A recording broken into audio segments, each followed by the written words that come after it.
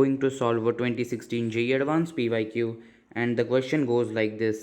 We have been given a paragraph on this, and based on this para, we have been asked two questions. The distance r of the block at time t and the net reaction of the disk on the block. So let's see the first part of this question. Sorry.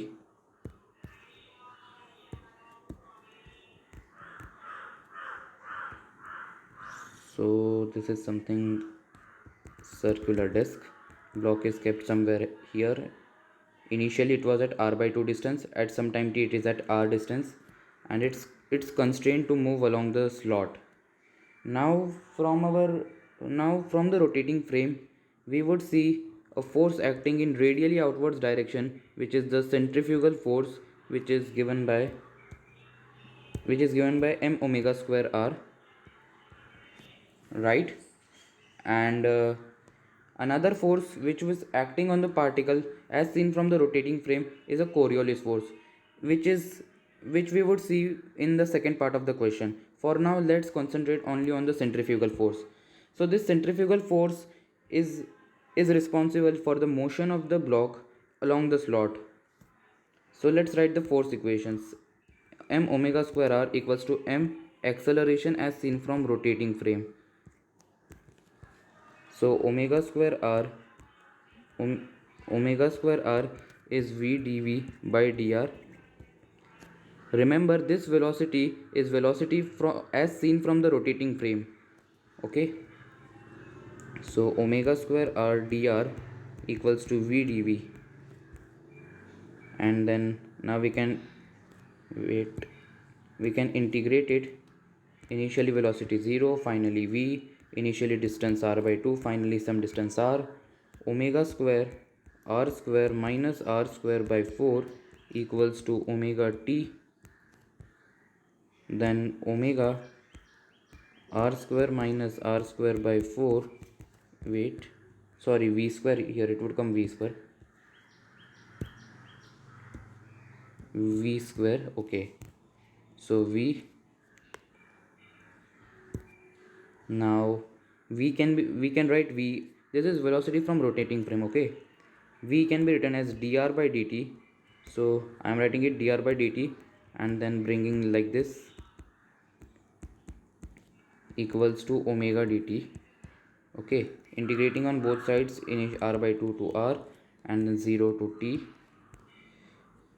Integral of this is given by ln of r plus r square minus r square by 4.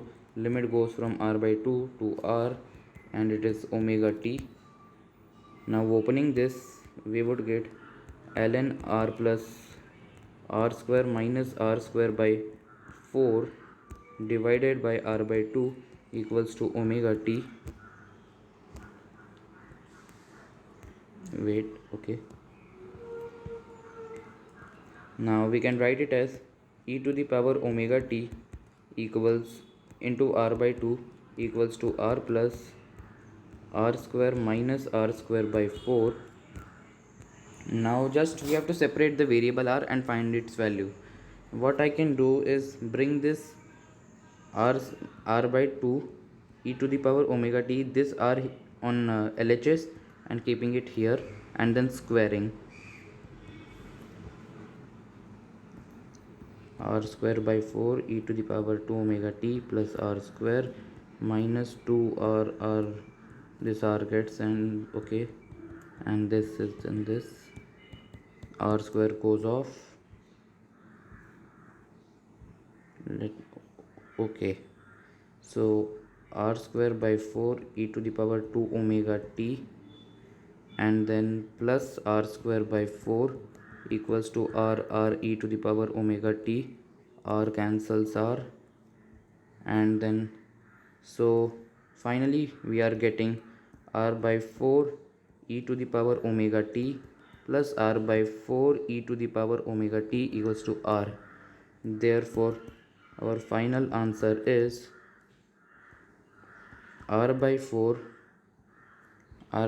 common, e to the power omega t plus e to the power minus omega t. So this is our final answer. Let's check which option matches. As you can see, option A matches. So A is the answer, and yes, we are right. A is the answer. Now let's move on to the second part of the question, which is asking the net reaction of the disk on the block. Now we need to understand that on this block, two normal forces are acting from the disk. One is balancing the mg of this block, and that force is in upwards direction, in the k cap direction, and the other force is offered by the wall, this wall, wait, sorry, yes, and the other force is offered by this wall on this block. Why I am saying this wall and not the opposite one? Because of this, let me tell. This is the Coriolis force term. From this I have said that this wall is offering a normal force. How? Let's see.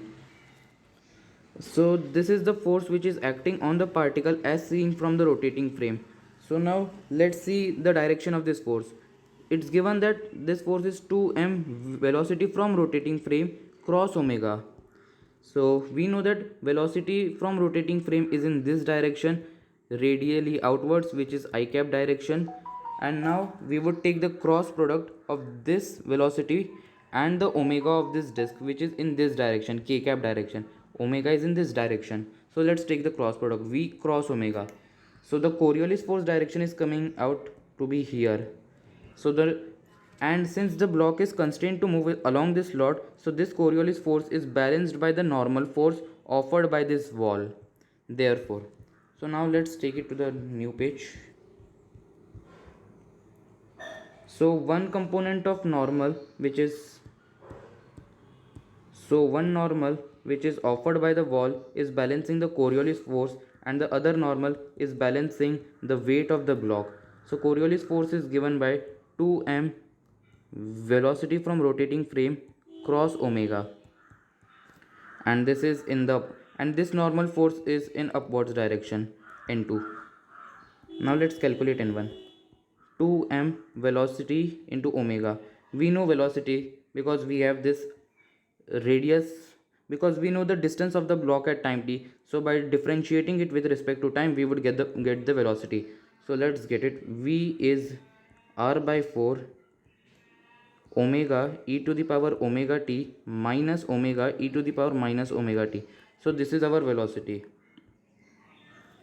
So n1 is 2m r by 4 omega e to the power omega t minus e to the power minus omega t and omega.